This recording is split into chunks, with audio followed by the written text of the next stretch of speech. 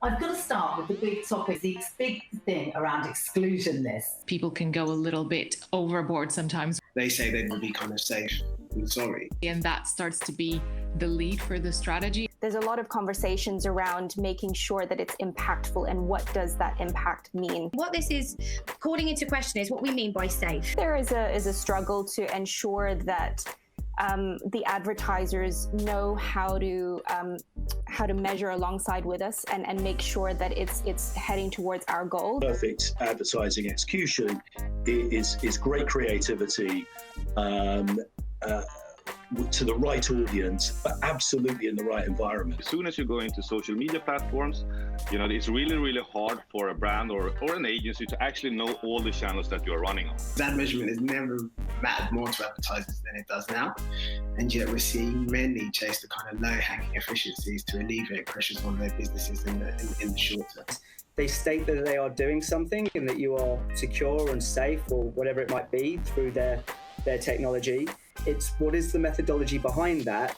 The market has looked at what can we exclude, what can we exclude from a content perspective that we don't like or that we don't want to be associated with. A lot of brands will play it safe and they'll block words like lesbian and queer. Brand safety's been around for a while, and some of those tools are ancient and belong in the 1990s at the very best.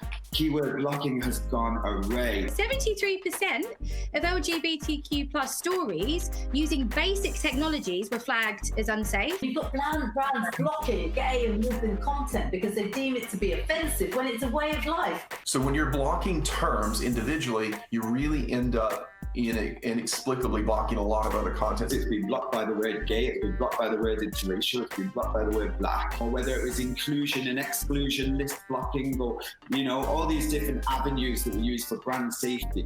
This is a conversation that we absolutely need to have as an industry. We have to simply come to terms on the greater impact of advertising spend and what it actually nurtures. Really, really poor solutions are preventing placement on valuable content. You've got content creators that aren't able to monetize their content. It's a form of active discrimination. These simplistic brand safety solutions don't help anyone. We're not getting better scale.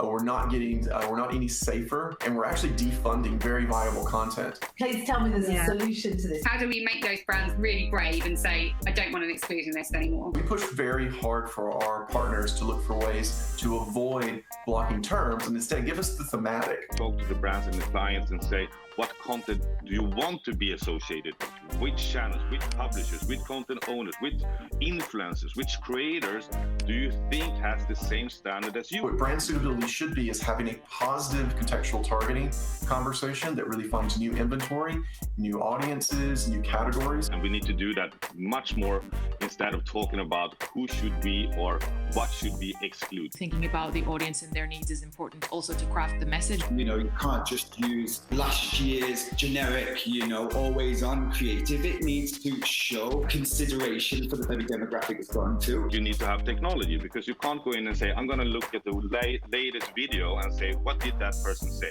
Was it good or was it bad? Was it according to my beliefs? The advertisers absolutely need to demand more sophisticated technologies over and above these simple lists.